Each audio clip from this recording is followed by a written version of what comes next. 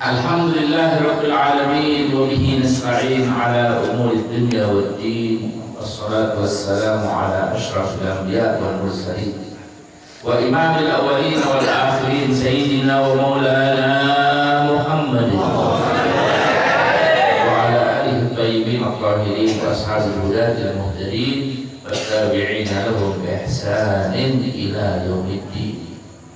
Rabbi shrah li sadri wa yassir li amri wahlul 'uqdatam min lisani yafqahu qawli. Subhanaka la 'ilma lana illa ma 'allamtana innaka antal 'alimul hakim. Allahumma arzuqna fahman nabiyyin wa hifdzal mursalin wa ilhamal malaikatil muqarrabin bi rahmatika ya arhamar rahimin. Yang saya muliakan para habaib, para kiai, para alim, para ustaz, wabil khusus sahibul bait, sahibul makan, akhi fillah walillah, Haji Kiai Ustaz Lukman Aziz yang saya cintai, segenap para hadirin, para hadirat semua yang berbahagia. Assalamualaikum warahmatullahi wabarakatuh.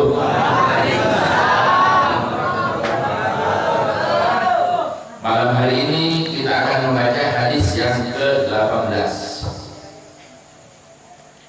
Berarti pengajian ini sudah 18 kali atau lebih, karena kadang pembahasan satu hadis bisa 2 kali pengajian. Bismillahirrahmanirrahim. Al-hadits tsamin ashar an Abi Dar Jundub bin Junadah wa Abi Abdurrahman Mu'adz bin Jabal radhiyallahu anhuma an Rasulillah sallallahu alaihi wasallam qala ittaqillaha haitsuma kunta wa 'abdis sayyi'ata hasanatan tamhuha wa khaliqin nasa bi khuluqin hasan. Rawahu Tirmidzi wa qala haditsun hasanun wa fi ba'd an-nusakh hasanun sahih. Hadis ini diriwayatkan oleh 2 sahabat besar. Pertama, Abu Dar Al-Ghifari, yang pada beberapa pengajian yang lalu sebagai dari profil Abu Dar ini sudah pernah kita ceritakan. Ini termasuk As-Sabiqin al-Awwalin, masuk sahabat yang pertama kan masuk Islam waktu jumlah pengikut Rasulullah sedikit, mungkin masih 7 orang, sengaja datang dari daerah Rifar ke Makkah untuk mendengar langsung dan tahu langsung siapa Rasulullah SAW. Karena saat itu Rasulullah dihalang-halangi untuk berinteraksi dengan manusia banyak, diisukan sebagai tukang sihir, diisukan sebagai dukun, diisukan sebagai penyair.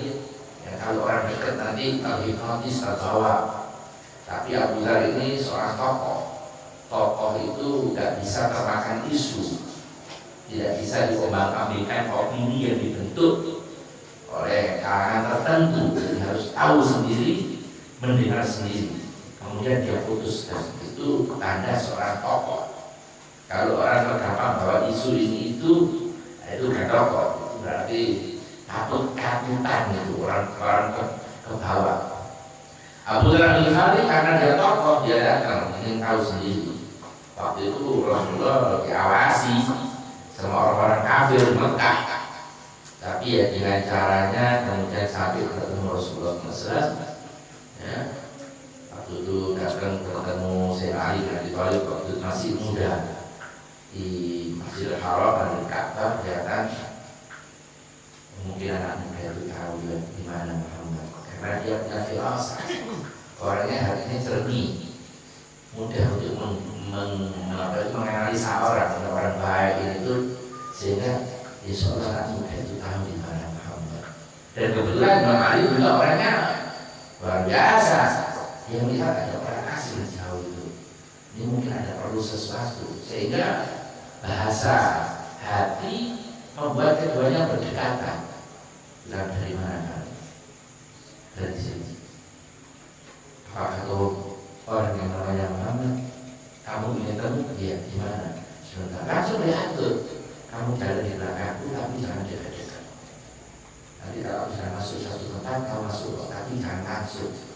Kasih jarak supaya kita tidak dicurigai. Waktu itu Rasulullah SAW berada di rumah Al-Arqam ibn Abi Arqam. Ya. Jadi Darul Arqam. Itu di situ telah musyawarah Rasulullah dengan segelintir sahabatnya. Itu masuk langsung Abu Dhar mengatakan Assalamualaikum. Dijawab Rasulullah, Waalaikumsalam warahmatullahi wabarakatuh. Salam ini sunnahnya Abu Dhar al-Ghifari. Yang memulai memberi salam itu Abu Dhar al-Ghifari. Kemudian ditetapkan oleh Rasulullah sebagai salamnya umat Islam. Salamnya umat Islam. Assalamualaikum. Dari Abu Dhar al-Ghifari.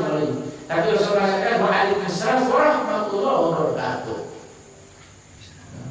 Karena Abu Dhar al-Ghifari itu sebenarnya sudah secara batin sebenarnya sudah masuk Islam seperti begitu. Walaupun dohir belum menyatakan kan gitu. Lalu kan Rasulullah SAW mendengar sepatah dua kata, kemudian asyhadu an la ilaha illallah wa asyhadu anna Muhammadan rasulullah. Kenapa? Karena salam itu hanya untuk orang yang beriman. Ya, orang yang tidak beriman tidak dapat salam. Kita nggak wajib kasih salam, nggak boleh malah kasih salam sama orang kafir, orang Kristen, orang Yahudi, Hindu, nggak boleh. Ya nggak boleh. Salam itu hanya untuk orang-orang yang beriman. Rasulullah SAW kalau tulis surat untuk berdakwah kasih dakwaan kepada raja-raja Mesir, Romawi itu assalamu ala man ittaba'al huda. Salam bagi yang mengikuti hidayat Allah. Salam kepada orang kafir. Hadis Rasulullah tabtadi'us salam wa tabtadi'ul yahud bisalam. Al-yahud wal nasara bisalam. Jangan kamu mulai beri salam kepada orang Yahudi dan Kristen, tidak boleh. Mereka belum dapat salam, apalagi barokah dan rahmat Allah belum. Jadi kita kasih salam kepada orang Muslim. Kalau mau disuruh orang Islam dan orang kafir, yang kita niatkan memberi salam kepada yang Muslim, bukan kepada yang kafir. Al-Habib Muhammad bin Ahmad al-Muhdar, yang makamnya ada di Kubah, di mana itu di Ampel. Kalau sampai lewat di masjid di mana di Asar Ampel, sebelum ke masjid besar itu, di situ ada kubahnya Habib Muhammad bin Idrus Al-Habsyi sama Habib Muhammad bin Ahmad al-Muhdar, wali kutub juga. Ya. Karena sudah jalan orangnya ganteng. Ya. Lewat ada orang Jepang waktu itu. Gak tahu dikira di bumi kasih salam. Assalamualaikum. Waktu itu pasangan naik bawa kereta dia, naik dokar di Bandung. Terus kasih tahu ya, mereka bukan orang pribumi, bukan orang Islam. Mereka Japanis, orang apa? Jepang. Hah? Tahu gitu Pak? Assalamualaikum mardud, Assalamualaikum mardud, Assalamualaikum mardud. Salamku tak tarik kembali, tak tarik kembali, tak tarik kembali. Ya ada salam buat orang yang tidak beriman kepada Allah Subhanahu wa Ta'ala. Dan tanpa basa-basi. Jadi kita nggak usah sungkan-sungkan. Kita tidak boleh salam kepada orang kafir. Tapi kita nggak musuh kalau mereka nggak musuh kita. Kalau mereka musuh kita, ayo perang sama kita. Tegas saja. Ya. Kita kalau kafir ya kafir, muslim. Kita punya cara perlakuan beda memang. Kepada orang-orang muslim begini, kepada orang kafir begini. Dan Allah tidak mengajari kita ya ayyuhalladzina kafaru ya qul ya ayyuhal kafirun la a'budu ma ta'budun. Wahai orang-orang kafir tapi non muslim kafir. Ya, kafir. Qul ya ayyuhal kafirun la a'budu ma ta'budun wa la antum 'abiduna ma a'bud wa la ana 'abidu ma 'abadtum wa la antum 'abiduna ma a'bud lakum dinukum waliyadin. Ini adalah tegas dari Islam. Ya. Namun beda. Sikap formalnya kalau mereka tidak musuh kita, tidak musuh. Tapi kalau mereka macam-macam, ya kita tegas itu aja.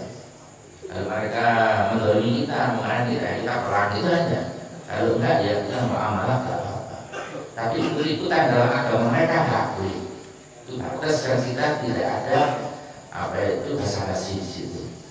Natal, kayak Natal kan. Jadi Natal berdiri, anak Natal gitu. Itu nyambut anak Tuhan enggak, itu kafir, aku melo. Ya, mereka Natal berdiri. Itu sikap kita jelas seperti itu. Ya. Kerja ada apa dari sisi muamalah, tapi dari sisi ritual, menyangkut ritual itu budaya kita enggak ada kompromi sama mereka. Abu Dhar Al-Ghifari mengucapkan Assalamualaikum, langsung dijawab Rasulullah, Waalaikumsalam warahmatullahi wabarakatuh. Salam atas rahmatullah serta berkahnya Allah. Ini kemudian diadopsi Rasulullah sebagai sunnah dalam Islam.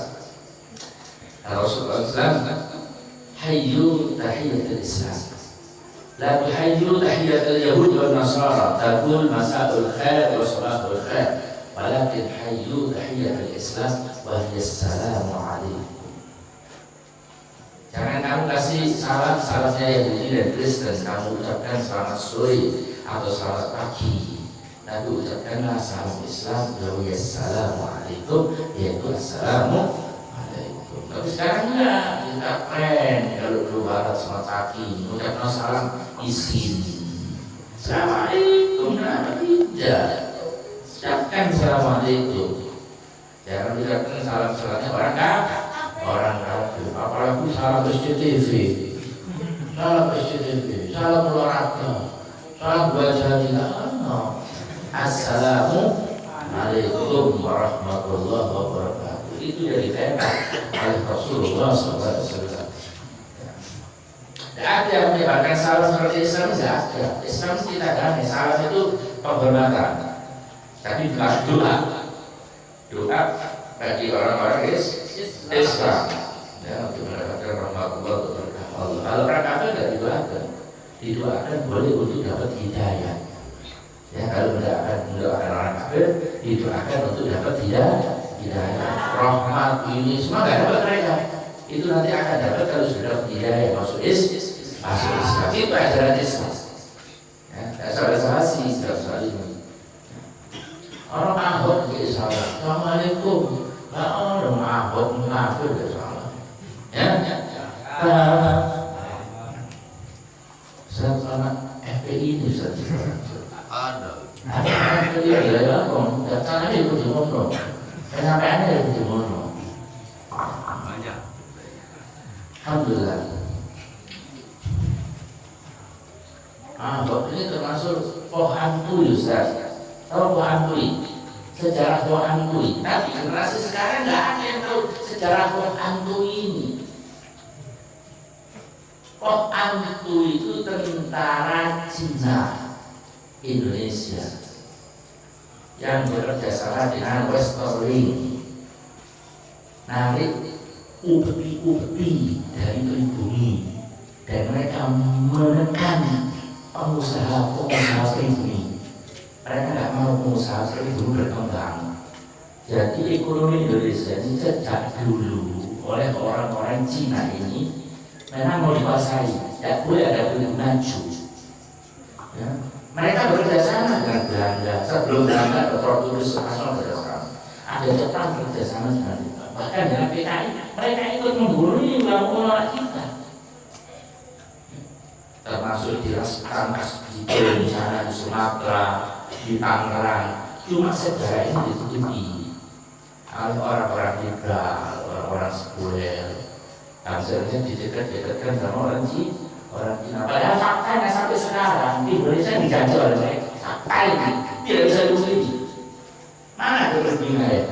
Sufi-sufi tapi yang Cina. Kalau dulu Jepang, Belanda, Portugis, kalau boleh kan. Tapi Cina sampai sekarang faktanya menguasai ekonomi kita dengan cara yang tidak fair.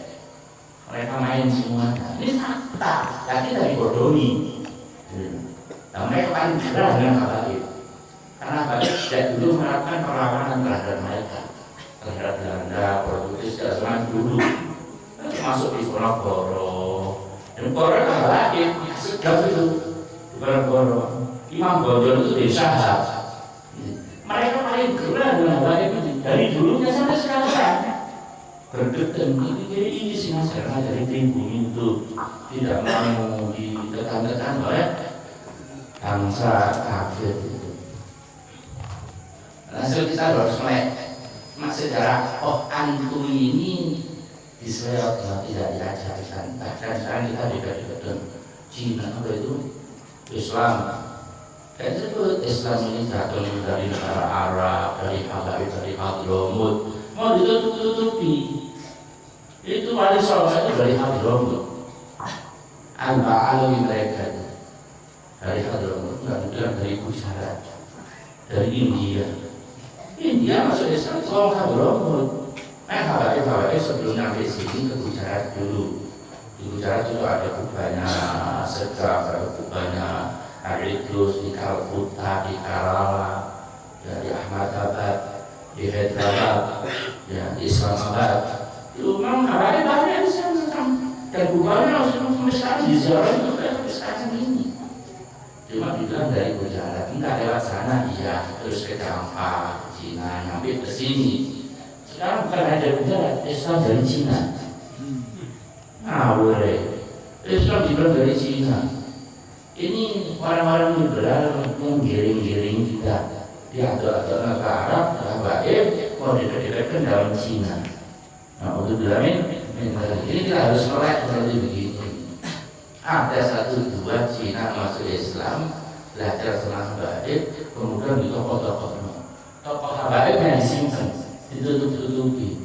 Ada seperti santrinya Al-Habib Hussein bin Abu Bakar luar Batang itu, Abdul Qadir Jailani namanya, itu santri orang Cina.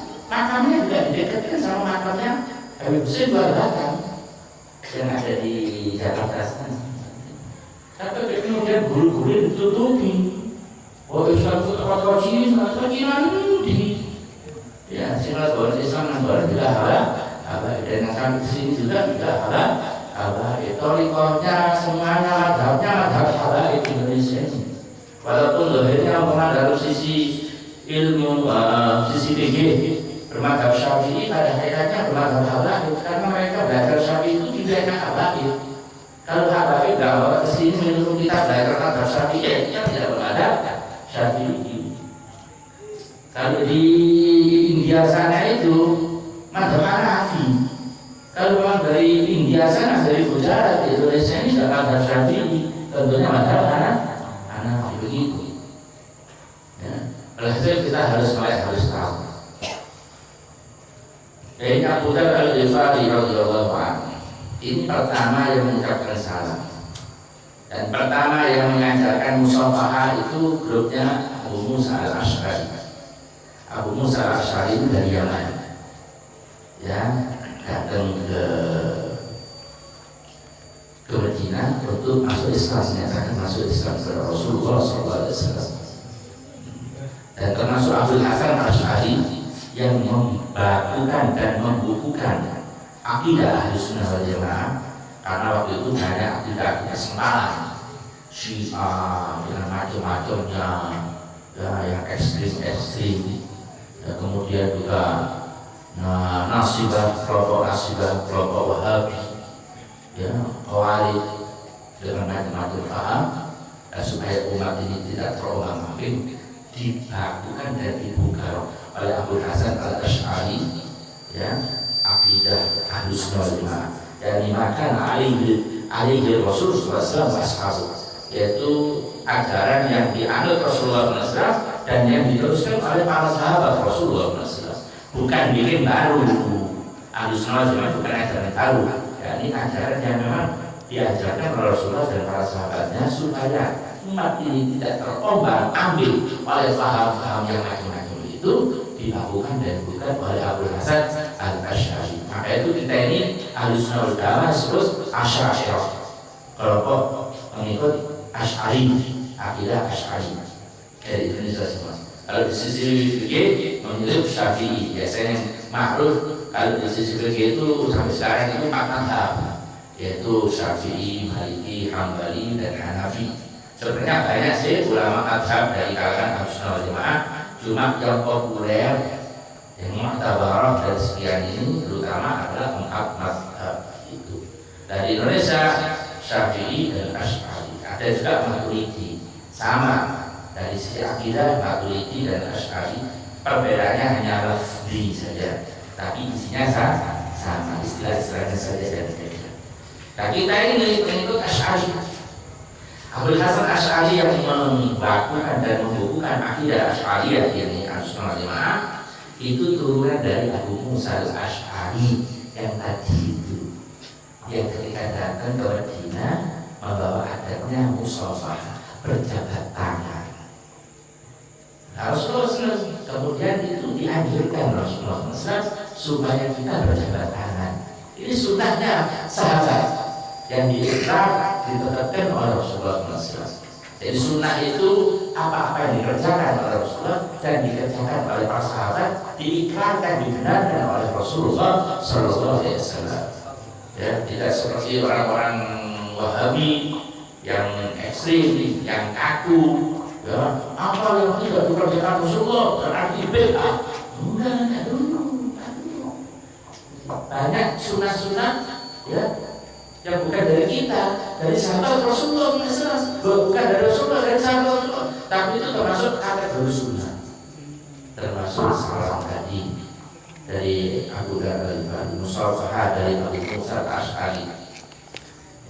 Banyak juga seperti sholat sunat al-wudu itu yang bikin Bilal bin Rabah Rasulullah SAW. Ya. Jadi bukan dari Rasulullah SAW tapi dikerjakan sahabat. Termasuk juga seperti sholat bagi orang yang masbuk. Ya. Sebelum itu sahabat-sahabat ini kalau masbuk sholatnya itu yang imam sudah cepat 2 rakaat, yang makmum itu sholat langsung cepat no. Itu 2 rakaat nanti sisanya pelan bareng sama imam. Nanti imam pas salam pisah. Nah itu waktu itu ada seorang sahabat masbuk, dia Rasulullah sholat berdiri, ya sudah 2 rakaat, dia ketika 2 rakaat itu yang 2 rakaat. Setelah Rasulullah SAW, sahabat itu berdiri nambah yang 2 rakaat. Itu dibenarkan oleh Rasulullah SAW. Bahkan itu yang kemudian jadi sunnah dan diamalkan oleh kita semua. Itu Rasulullah, itu sahabat yang kemudian dibenarkan oleh Rasulullah SAW. Rasulullah alaikum bisunnati wa sunnatul khulafa'ir rasyidin al-mahdiyyin. Ikuti sunnahku, ikuti sunnahnya para sahabat. Ya, setelah khulafa'ir rasyidin. Berarti apa yang dilakukan sahabat sunnah, bukan hanya sunnah Rasulullah, sunnahnya sahabat. Jadi kadang sahabat bikin hal-hal yang tidak bikin Rasulullah, tapi itu bukan bid'ah, itu termasuk sunnah hasanah atau bid'ah hasanah. Termasuk apa? Salat tarawih. Salat tarawih Rasulullah pernah sholat, kemudian sholat di masjid, tapi kemudian Rasulullah sholat di rumah-rumah saja, karena Rasulullah khawatir diwajibkan. Biasanya kewajiban suatu perintah itu bertahap, penghalangan juga bertahap. Ya. Karena Rasulullah disuruh sholat di rumah-rumah, takut diwajibkan oleh Rasulullah Allah Subhanahu Wa Taala. Ketika Rasulullah sudah wafat, Sayyidina Umar bin Khattab melihat ini sholat di rumah-rumah orang males, semangat Ramadan syiar kurang nampak. Sedangkan yang dikhawatirkan Rasulullah untuk diwajibkan sudah tidak mungkin malaikat Jibril turun mewajibkan itu. Saya Umar paham tujuan Rasulullah, yaitu Rasulullah hanya diwajibkan, tapi sebenarnya senang sholat di masjid, dianjurkan sholat lagi di masjid-masjid. Saya mengatakan ni'matil bid'ah hadhihi, bid'ah yang bagus dari dari Sayyidina Khattab radhiyallahu. Maka sahabat-sahabat sholat lagi di masjid-masjid berjamaah. Sayyidina Ali bin Abi Thalib waktu itu senang ketika di Kufah beliau jadi khalifah, masjid-masjid itu semarak, orang menyalakan lampu-lampu, tapi lampunya bukan lampu neon zaman dulu ya, lampu minyak itu, tapi semarak. Sebagai Sayyidina Ali bin Abi Thalib mengenang jasa Sayyidina Umar bin Khattab,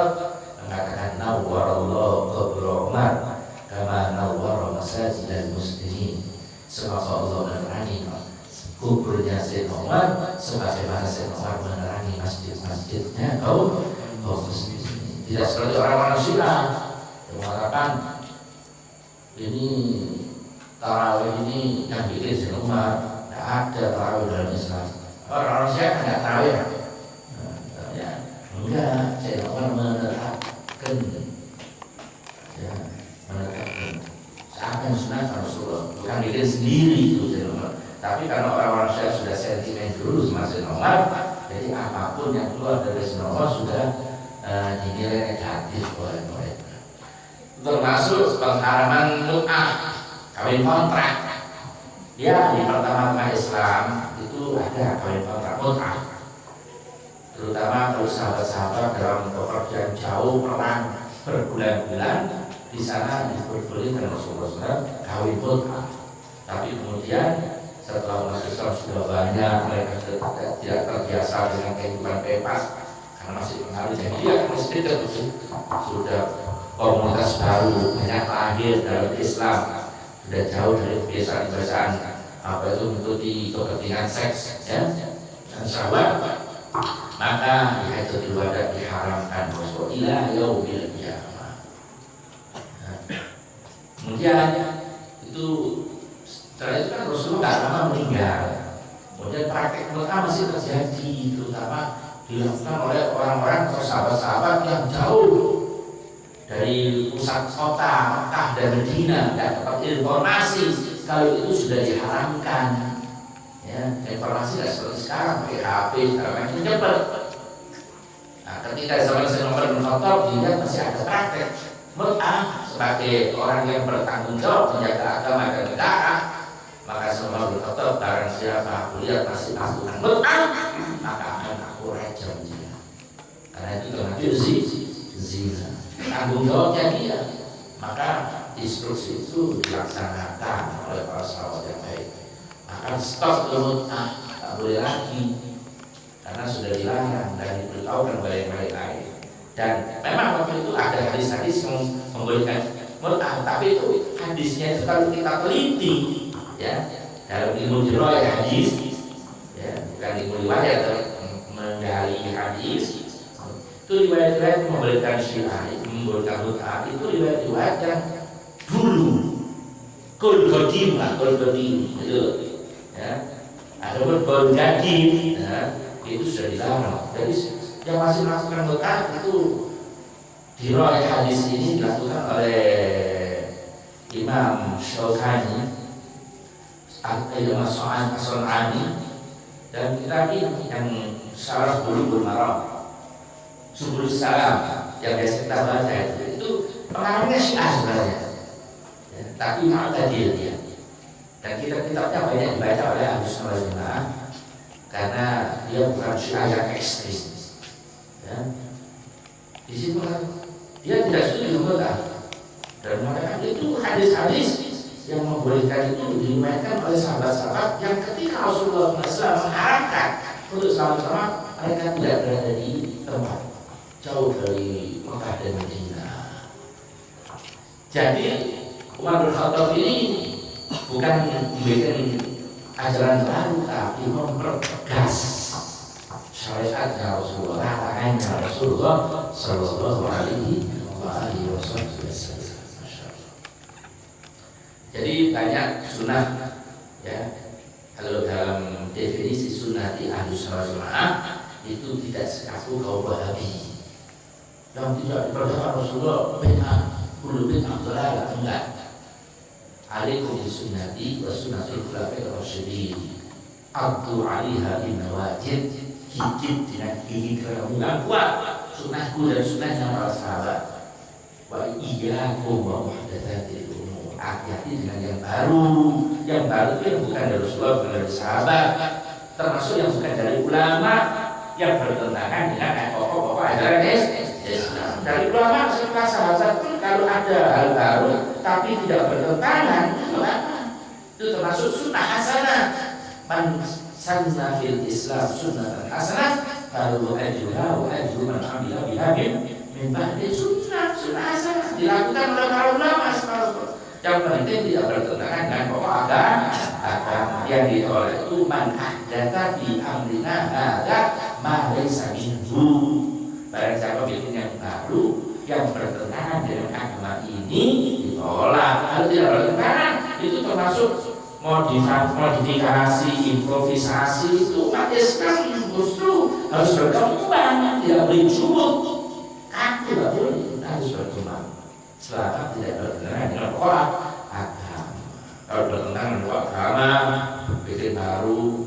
Yang baru bukan tahlil. Tahlil itu pokoknya agama. Tahlil itu dikatakan la ilaha illallah. Kalau yang bertentangan dengan pokok agama itu seperti tradisi orang kafir dipakai orang Islam.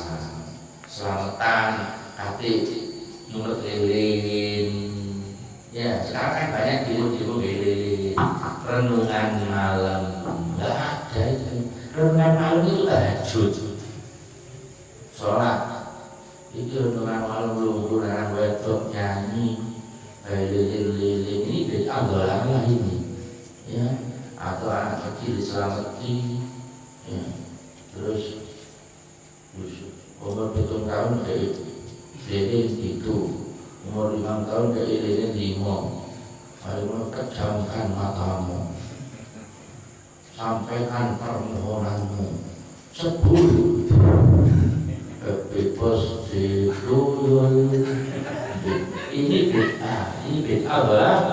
Selamatannya nggak cukup baca Quran, baca doa, angkat tangan. Allah bibutuni aku syukur wamsaku biha wujuhaku. Mohonlah kepada Allah dengan telapak tanganmu, kemudian usapkan ke wajah-wajahmu. Itu sunnah Rasulullah. Nah, kalau itu tadi memang itu berarti karena itu memang diadopsi dari orang-orang kafir. Tak boleh begitu. Jadi ada sunnah-sunnah datang itu bukan dari Rasulullah tapi dari sahabat, bahkan dari orang-orang alim tabi'in yang tidak bertentangan dengan ajaran Islam. Nah, meriwayatkan hadis. Abu Dzar Al-Ghifari ini meriwayatkan bersama dua sahabat. Satunya Mu'adz bin Jabal. Kata Rasulullah SAW tentang Mu'adz bin Jabal ini, a'lamukum Mu'adz bin Jabal, atau a'lamu ummati Mu'adz bin Jabal. Paling pintar-pintarnya umatku Mu'adz bin Jabal. Itu adalah dari Rasulullah. Satu orang yang diberi oleh Rasulullah SAW otoritas untuk melakukan ijtihad ketika beliau diutus untuk mengajar sebagai duta ke Yaman. Ya.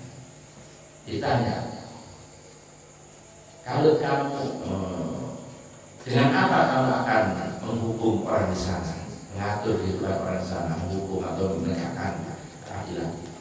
Kita berubah. Kemudian kalau tidak mau menemukan dengan sunnah Rasulullah. Kemudian kalau tidak, kalau tidak mau menemukan sunnah Rasulullah, saya berijtihad.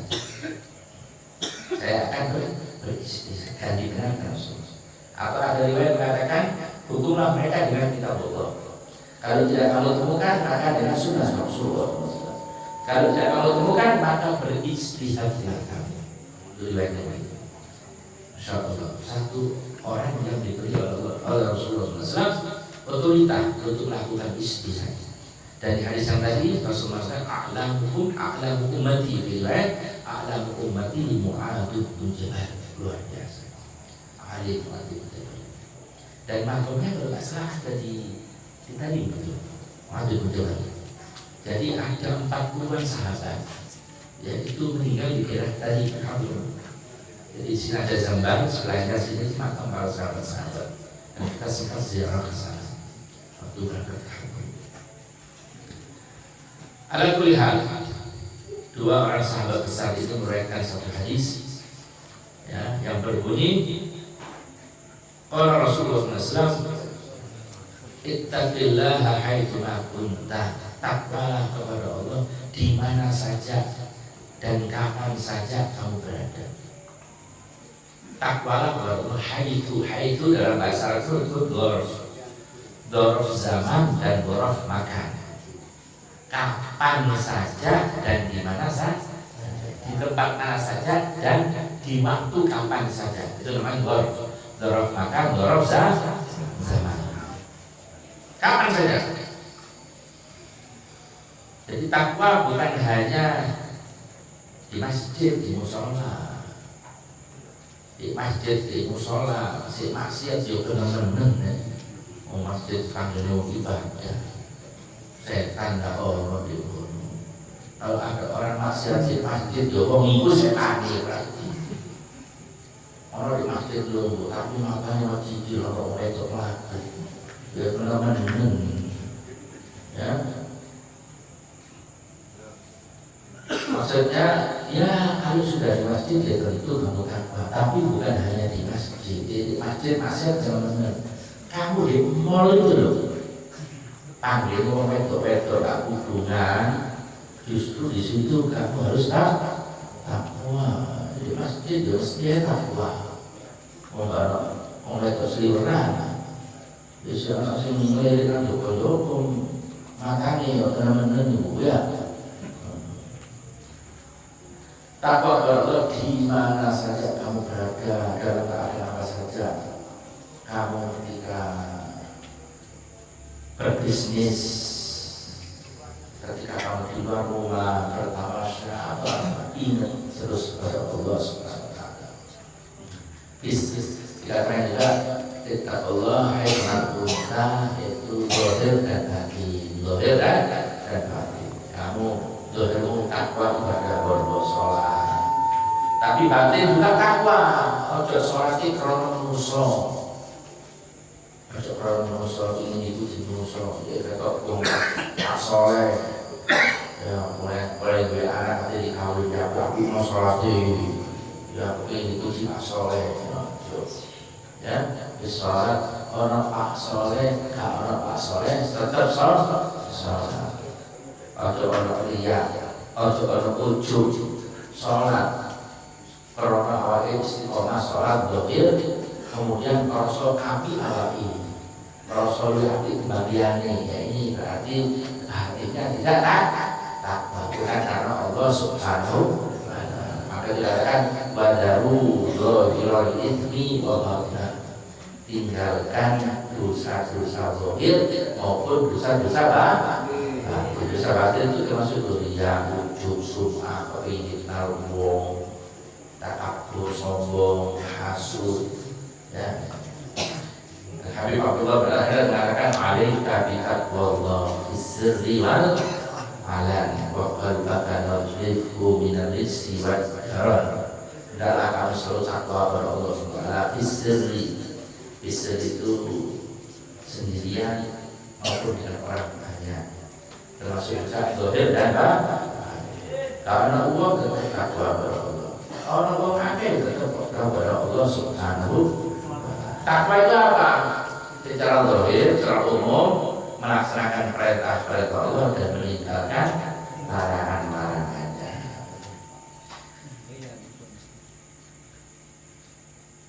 Takwa kepada Allah itu melaksanakan perintah-perintah Allah dan meninggalkan larangan-larangannya, itu takwa. Tapi ada ulama menyebut takwa itu ya dari kata takwa itu bau ya, bau ya. Tak pertama itu taubah. Orang takwa betul takwa itu taubat. Artinya kalau seharusnya beriman maksiat pada Allah, berarti itu mulai maksiat. Maksiat itu luwih dan rokok. Rokok itu buah daripada maksiat. Jadi orang yang bertakwa itu berani taubat. Karena kalau orang ini ada tapi hati ini sih orang keinginan untuk maksiat sebelum taubat benar, itu seperti orang yang lari di jalan, kata itu. Ya, orang kalau mau suluk kepada Allah Subhanahu wa taala, awal langkah pertama tadi yang mau suluk nyampe kepada Allah sampai mencapai makom ini, semua itu dimulai dengan tobat. Baru kalau dia melangkah jalan nyampe Allah. Tapi kalau belum tobat, itu berarti masih dia berkubang di kubangannya, seperti orang lari di jalan, karena dia masih belum membuang dari hatinya keinginan maksiat.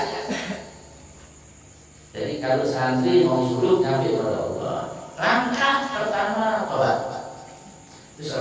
mimpi mahabbah Allah, mahabbah Rasulullah, kalau kamu di hatimu masih belum total untuk menuju Allah, total harus dibuang keinginan maksiat sama sekali tobat pada Allah SWT.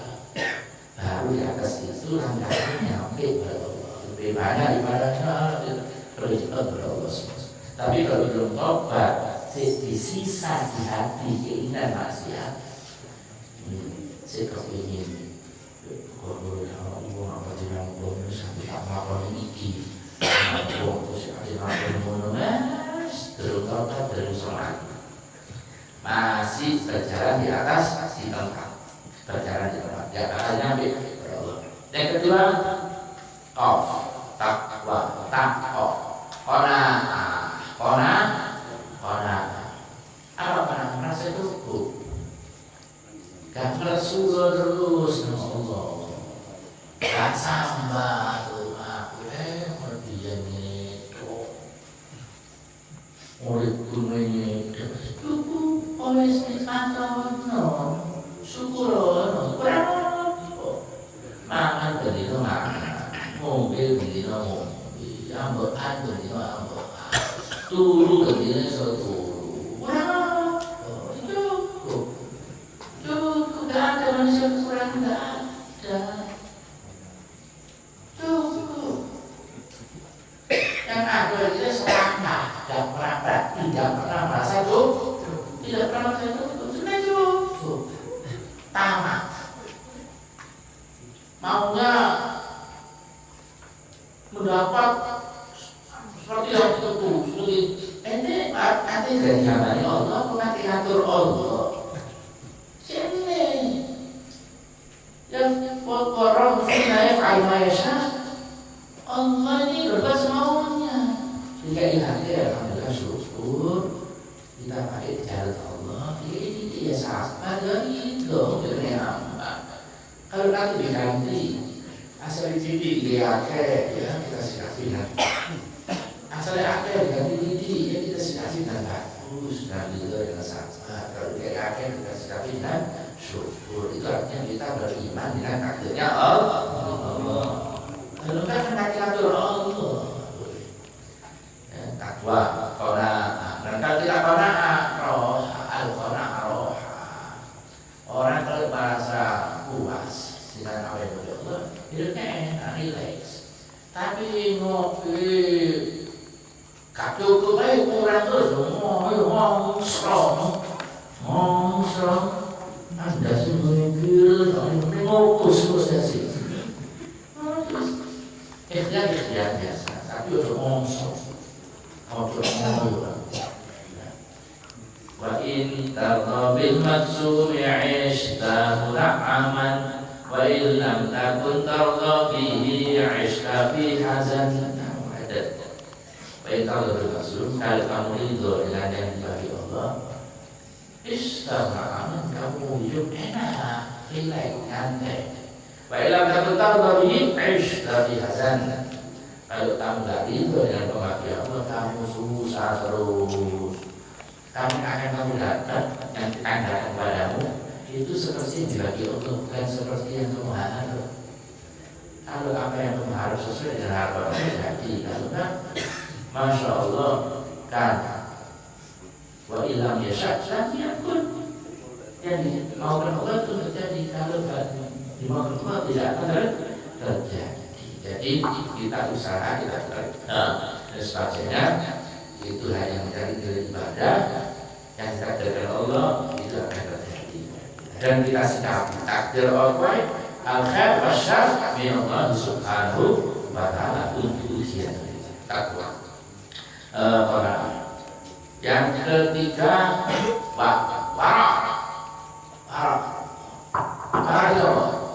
hati-hati.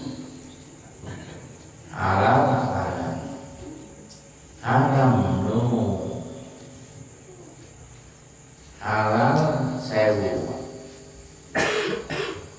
gak halal 10 juta, ya sampai ngomong lagi, orang halal itu masa rupiah, orang gak halal tapi 10 juta, milih sini, Kalau KPK, kalau KPK baru. Saya pun harus pilih sini sampai. Temen kan. Saya ingin halal 1 juta, halal 1 juta, gak halal 1 juta. Ini.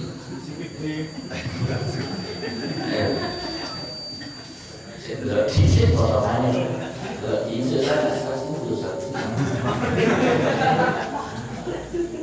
itu kalau kamu sudah marah hatta miliar, hatta triliun, pakai haram, masih nggak triliun, masih nggak miliar, tetap boleh. Kali saya kasih wali bisa demo duit, wali gak duit, tutup nilainya. Bukan banyaknya nilainya, ini Saudi karena dari Allah. Kalau Saudi karena dari Allah lebih suka 1 rupiah daripada 1 triliun tidak mendatangkan dari Allah.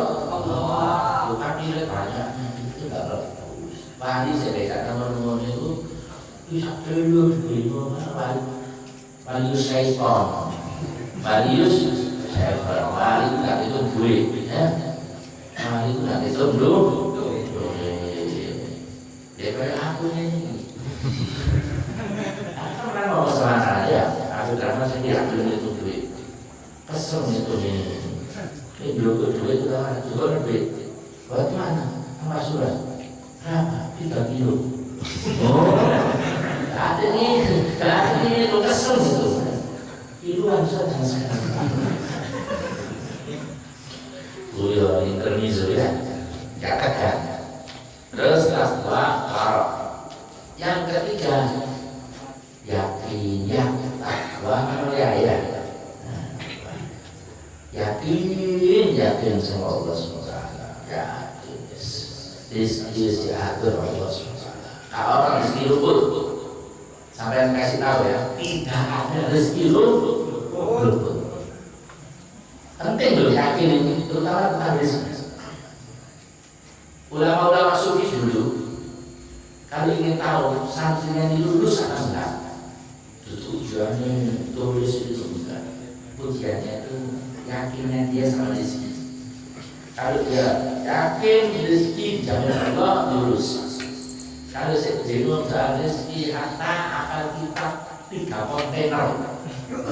Akal kita perlu kontainer, tapi si ragu soal jaminan rezeki tidak lulus, bahaya. Jika itu miliar, hilang ilmunya, tidak manfaat ilmunya, goyang dia. Tapi kalau dia yakin rezeki Allah, dan jamin Allah SWT. Gimana, Ustaz? Ini kan nggak apa-apa, Ustaz. Sampai nanti dapat fee 1 triliun. Guyu pepek 1 triliun pepek rezeki dari Allah. Yakin sama Allah SWT. Gak ada rezeki itu. Dan ini penting ya. Yang banyak membuat manusia itu gak bisa istiqomah ibadah kepada Allah, kadang-kadang bingung soal masalah rezeki. Maka itu dari awalnya ketika Allah menurunkan ayat perintah bahwa ma khalaqtul jinna wal insa illa liya'budun, tidak aku ciptakan jin dan manusia kecuali untuk menyembah. Itu diharapkan dengan jaminan rezeki. Ma uridu minhum rizqan wa ma uridu an yut'imun. Innallaha huwar razzaq dzul quwwatil matin. Aku tidak menuntut mereka mencari rezeki atau memberikan rezeki. Rezeki dan makan mereka itu urusan Allah. Allah itu Razzaq. Razzaq itu kerjaannya Tuhan. Ini rezeki makhluki. Bukan hanya Razzaq, itu siwa wala. Razzaq memberi rezeki. Razzaq karena kerjanya ini rezeki Allah. Ya enggak, itu Tuhan. Ingin tanam terus apa boleh tapi dia bisa. Dan kita nggak bisa jadi rezeki bisa. Siapa musuh bisa rezeki? Mau dari kayu, mau dari dewi, beras mau dari dewi bisa. Masalah apa Allah jamin bisa di sini. Orang minta dari fil ardi illa Allahi rizqu halal. Kita ini kerja ini itu cari halal. Tidak ada perintah Allah cari rezeki. Boleh orang aneh cari yang ada itu tolakul halal, fardhu pada boleh halali. Yang dinilai itu kamu menuju rezeki itu jalur haram apa jalur halal itu tidak. Rezeki itu tidak. Kalau jalur halal, jalur haram dosa. Rezekinya tetap kalau halal malah dikasih berkah. Orang rasanya enak, nyantai, tenang, tentram. Kalau jalur haram, ya tetap jumlahnya tetap, tapi nggak berkah. Gelisah, bingung, masuk penjara segala macam. Itu rezekinya tetap dari Allah Subhanahu. Inti ngotot tiap hari, jungkir balik sampai setengah ini kayak istirahat, kayak sholat. Ambil inti kerja. Yang penting kerja dia bagus dalam nilai ibadah dari Allah SWT.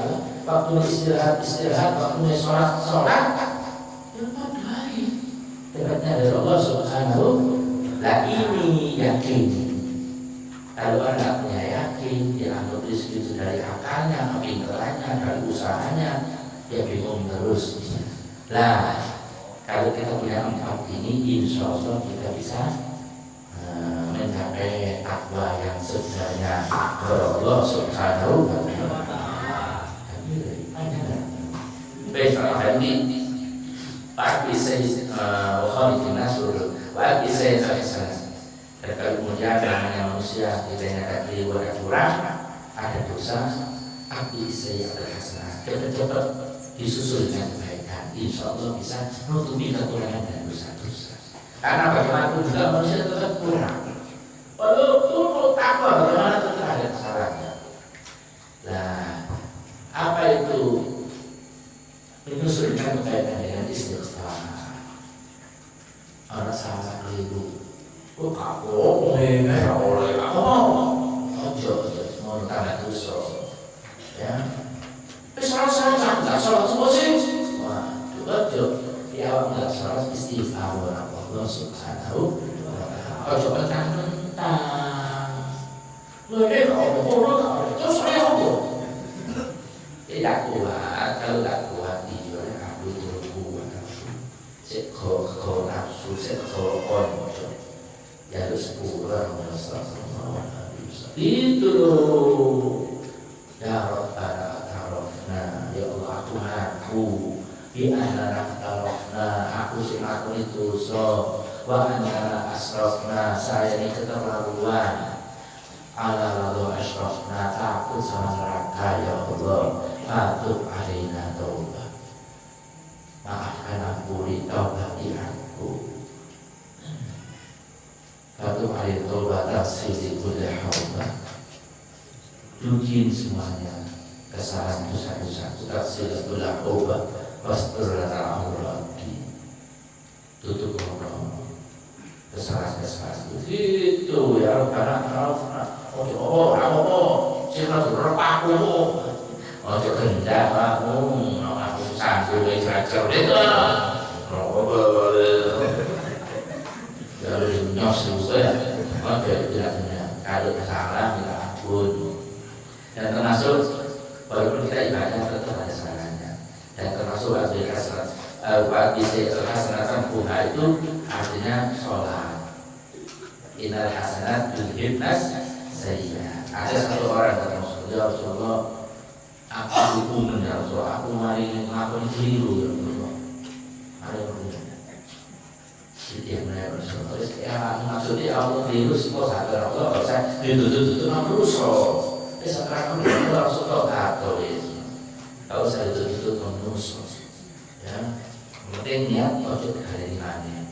Rasulullah SAW nggak mereka, maksudnya kita nggak dewi, selesai. Rasulullah nggak, tapi nyuruh aknya orang, gitu. Kalau kita kan kesana, belum hati di anti mentalisir kesalahan orang, nggak boleh gitu. Ya kita berapa nggak tahu sudah kalau kita nasihati, kita nasihati. Tapi jangan ngecos, nasihati secara umum saja supaya tidak tersinggung rasanya dan dia terjaga harga dirinya, terjaga malu dengan kita. Kemudian sahabat itu di selimut-selimut sampai dicek sholat masih. Tapi tetap aja akhirnya manfaat apa yang kamu lakukan? Ada sahabat ini, qabal tu imra'atan la tahiduni. Aku pengen terus. Ada Rasul, bukankah kamu tidak bisa sholat sama aku? Iya sholat, ya sudah. Sholat dengan sholat itu dosamu diampuni oleh Allah Subhanahu. Dengan menyesal kemudian kita sholat, ya nggak kali ini dosa itu tadi. Dengan sholat itu insya Allah dosanya diampuni oleh Allah SWT. Yang ketika wasiat Rasulullah, wa khaliqin nas bi khuluqin hasan, berakhlaknya pada manusia dengan akhlak yang bagus. Bisa sholat, rumah nggak boleh akhlak, itu mereka greget semua itu. Ya, enak, nggak sholat, banyak maksiat. Akhlak itu ono, ganggu terus. Ini bilang akhlak yang mulia ini inti ajaran Islam. Bilang inna rajulan la yablughu bi husnil khuluq darajat as-sa'il ghaib. Seseorang itu bisa mencapai derajat orang yang sholat di waktu malam dan puasa di waktu siang dengan akhlak yang bagus. Ada ibadahnya yang berwajib-wajibnya, tapi lebih unggul dalam akhlak itu bisa mencapai derajat orang as-sa'il ghaib yang puasa sosial ibadah malam. La syai'a athqala fi mizanil mu'min yaumil qiyamah min husnil khuluq. Tidak ada sesuatu yang lebih berat dalam timbangan seorang mukmin di hari kiamat seperti akhlak yang bagus. Aktsar ma yudkhilun nas al-jannah taqwallah husnul khuluq. Yang paling banyak menyebabkan manusia masuk surga Allah adalah takwa Allah dan akhlak yang mulia. Ini yang paling banyak menyebabkan manusia masuk dalam surga. Mudah-mudahan Allah SWT ilhami kita takwa yang sesuai kepada Allah, dan Allah ampuni dosa-dosa kita. Mudah-mudahan diri kita dihias dengan hiasan akhlak-akhlak yang mulia. Amin ya Rabbal alamin. Ya Rabbana ya Rabbana bi annana